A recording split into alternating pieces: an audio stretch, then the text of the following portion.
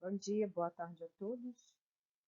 Hoje eu vou apresentar para vocês o estudo intitulado de Análise Comparativa de Geometria de Eletrodos Metálicos em Reatores de Plasma Não Térmico, cujo objetivo principal é analisar e comparar como diferentes geometrias de eletrodos influenciam a eficiência e a performance dos reatores de plasma não térmico. Para começar, eu forneci uma visão geral da importância desse tema.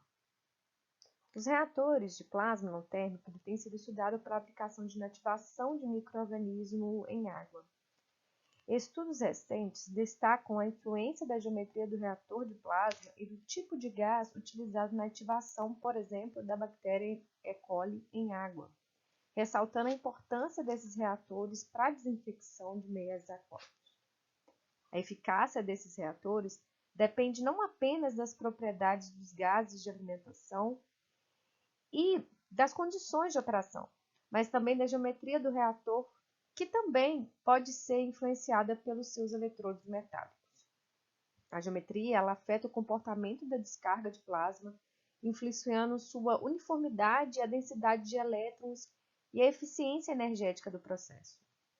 Portanto, a seleção da geometria adequada é crucial para otimizar o desempenho do reator de plasma para uma aplicação específica em inativação de micro-organismos. Os reatores, definidos como ambientes propícios para reações químicas, transferências de massas e troca de energia térmica, desempenham um papel fundamental nesse contexto. Os reatores de plasma não térmico, especificamente, assumem a configuração singular, caracterizada pela presença de pelo menos 2 eletrodos metálicos que fornecem a diferença de potencial necessária para desencadear a descarga elétrica que culmina na formação do plasma.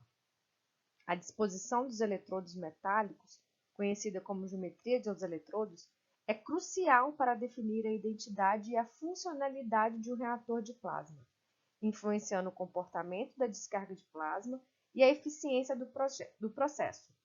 Essa disposição pode ser classificada em 3 categorias principais: reatores de descarga em fase gasosa, reatores de descarga em fase líquida, também conhecidos como descarga eletrohidráulica, e reatores de descarga híbrida. A classificação desses reatores é determinada pelo meio em que a descarga elétrica ocorre.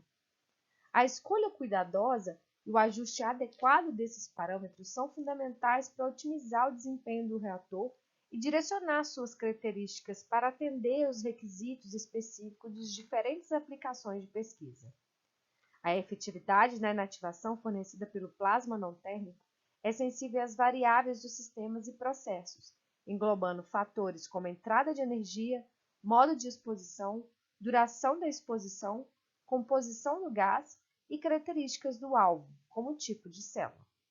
Estudos demonstram a influência da geometria do reator na inativação da E. coli em água, destacando a importância da escolha adequada da geometria do reator e do tipo de gás de plasma para otimizar a inativação bacteriana em aplicações específicas de desinfecção em meios aquosos.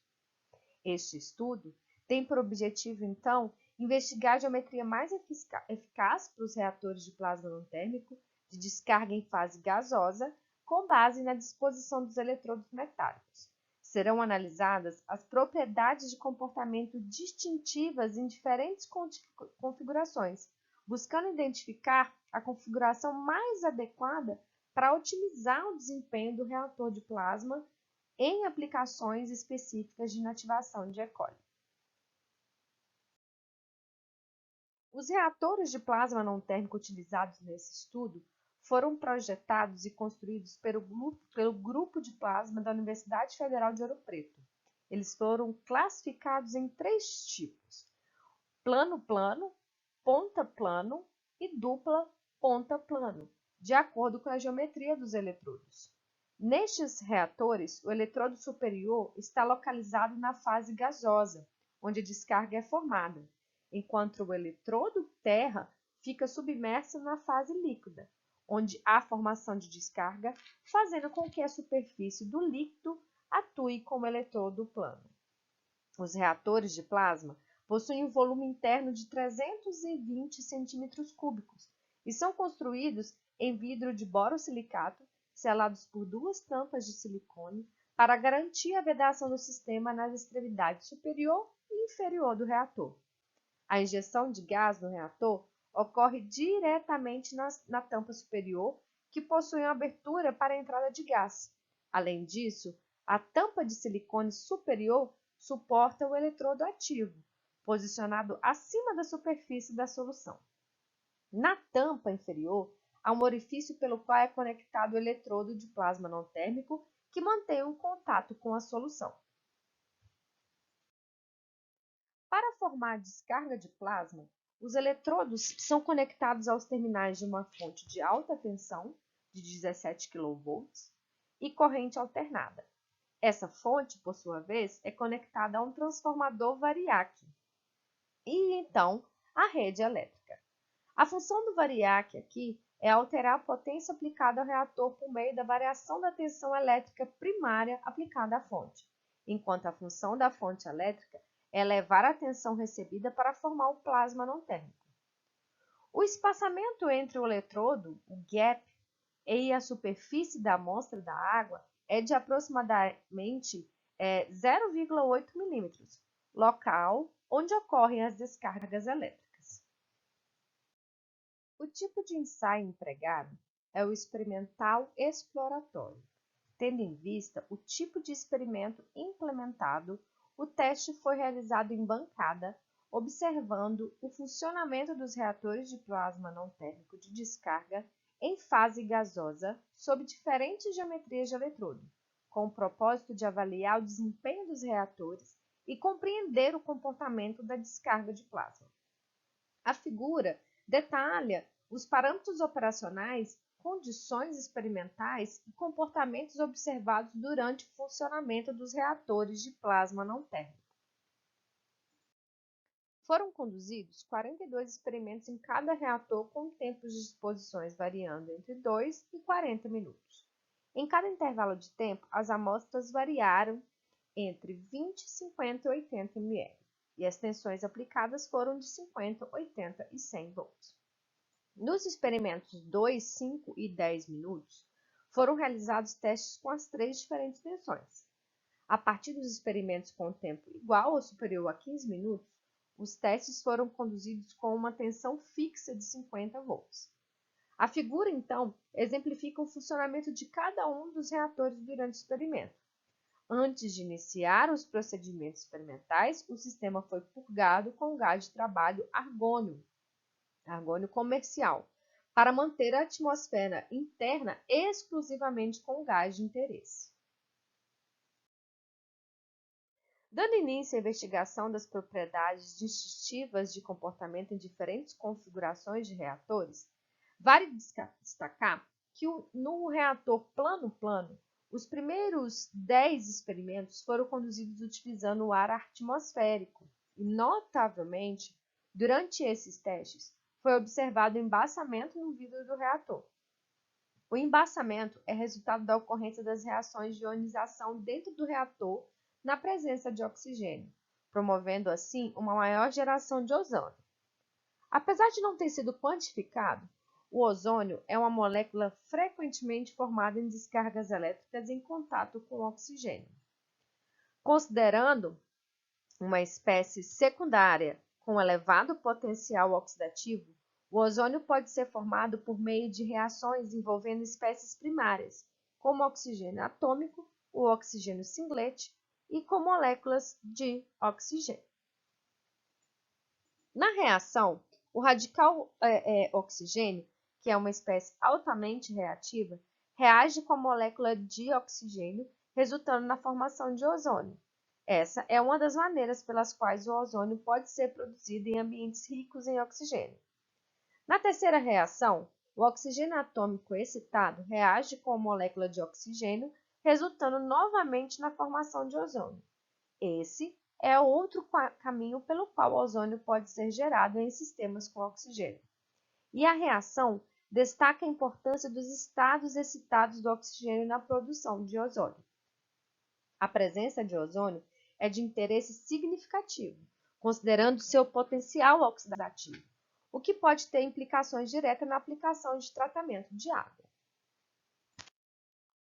Os resultados observados, especialmente a redução significativa do embaçamento no vidro do reator ao longo dos testes de funcionamento no reator plano-plano, indicam uma relação direta entre a formação de ozônio e a presença de oxigênio na atmosfera do reator.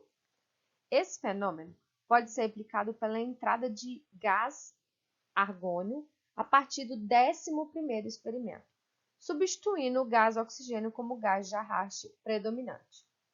Com a introdução do argônio, a disponibilidade de espaços vazios para o preenchimento com oxigênio foi consideravelmente reduzida, inibindo a formação maior de quantidade de ozônio.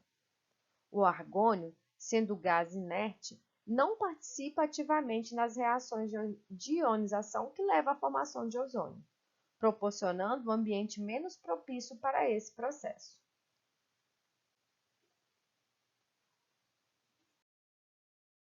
Além da produção de ozônio, a introdução do gás argônio como gás de trabalho no processo também ocasionou alterações no padrão de descarga de plasma. Uma das modificações notáveis foi observada na energia requerida para iniciar a descarga, conforme é evidenciado no gráfico, onde se verifica uma significativa redução a partir do 11º experimento, quando o argônio passou a ser empregado em substituição ao ar atmosférico no reator plano-plano. Notavelmente, o comportamento da energia necessária para o início da descarga nos reatores ponta-plano e dupla ponta-plano permaneceu relativamente baixo, uma vez que esses reatores foram operados exclusivamente com gás argônio como gás de trabalho. Friedman, em 2008, afirma que o fenômeno pode ser explicado considerando a lei de Paschen, que relaciona a tensão de ruptura de um gás com a pressão e a distância entre os eletrodos. Além disso, a eletronegatividade dos gases também desempenha um papel crucial, sendo o oxigênio mais eletronegativo que o argônio. Dessa forma, o oxigênio requer maiores tensões para a formação de descarga elétrica, devido às reações de captura de elétrons que favorecem. O que acontece é que o oxigênio permite a ocorrência de reações adicionais que consomem elétrons primários, dificultando a formação de canal condutivo inicial que leva à descarga elétrica, algo que não é observado no gás argônio. Portanto, a escolha do gás plasmogênico desempenha um papel crucial no comportamento da descarga de plasma, afetando não apenas a produção de ozônio, mas também na quantidade de tensão a ser utilizada no processo de tratamento. Finalizando aqui os resultados, o reator que mais se destacou em todos os pontos observados foi o reator ponta-plano, pois ele apresentou o jato de plasma, exibiu uma coloração mais intensa, indicando a estabilidade da descarga elétrica durante todo o tempo de operação do reator. Dessa forma notável, manifestou hiperatividade desde os primeiros testes, independente do tempo e tensão, revelando a agitação das partículas de elétrons e desencadeando uma série de reações químicas à medida que o tempo de operação e tensão aumentavam. Adicionalmente, destacou-se como reator que mais produziu bolhas, sugerindo a maior produção de espécies químicas no meio, e essas características conferiram ao reator ponta-plano uma posição proeminente para investigações mais aprofundadas no contexto de inativação biológica por meio do plasma não térmico. A investigação da geometria do eletrodo mais eficaz para reatores de plasma demonstrou impacto significativo no desempenho e eficácia do sistema. O reator ponta-plano se destacou então como uma escolha promissora, apresentando características distintivas, com menor tensão de ruptura para a formação de descarga e uma coloração mais intensa no jato de plasma, indicando estabilidade da descarga elétrica ao longo do tempo de operação. Além disso, o reator ponta-plano manifestou hiperatividade desde os primeiros testes, revelando a agitação das partículas de elétron e desencadeando uma série de reações químicas à medida que o tempo de operação e a tensão aumentavam. A produção significativa de bolhas também foi observada neste reator, sugerindo uma maior produção de espécies químicas no meio. Esses resultados reforçam a importância da escolha adequada da geometria de eletrodos do reator de plasma não térmico para o tratamento microbiológico de água. No entanto, apesar dos avanços apresentados, o mecanismo de ação do plasma não térmico permanece um campo de estudo ainda não completamente elucidado, indicando a necessidade de investigações futuras para otimizar o seu uso no tratamento de água e entender melhor seus efeitos sobre os micro-organismos. E, em perspectiva, novos estudos podem explorar a aplicação do plasma não térmico em diferentes condições e configurações de reatores, bem como investigar os efeitos do plasma em outros micro-organismos patogênicos. Esses esforços podem contribuir significativamente para o desenvolvimento de métodos mais eficazes e sustentáveis para o tratamento microbiológico de água, promovendo a saúde pública e a preservação do meio ambiente. Obrigada a todos. Tenha um bom dia.